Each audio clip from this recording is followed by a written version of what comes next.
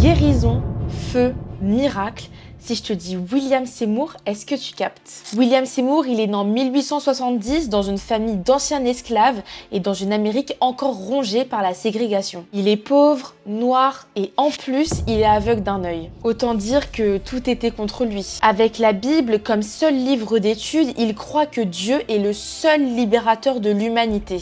Et à 25 ans, il ose l'impensable. Il quitte la Louisiane alors que 90% des Noirs n'osent pas partir. Direction Indianapolis, Cincinnati, mais partout, toutes les portes se ferment à cause de sa couleur de peau.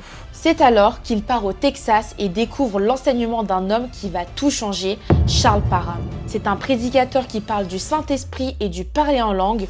William est fasciné et veut en savoir plus, mais le problème, c'est qu'il est noir et il ne peut donc pas rentrer dans l'école biblique. Alors ce qu'il fait, c'est qu'il écoute les cours dans les couloirs. Puis, en 1906, on l'invite à Los Angeles pour prêcher, mais après son sermon, il trouve la porte fermée.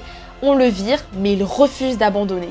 Et là, un truc de fou se passe. On commence à parler en langue, les foules affluent, riches, blancs, pauvres, noirs, tout le monde vient. Ce mouvement va transformer le christianisme et faire naître le pentecôtisme qui a aujourd'hui des millions de fidèles. Et tout ça grâce à un homme que personne ne voulait écouter.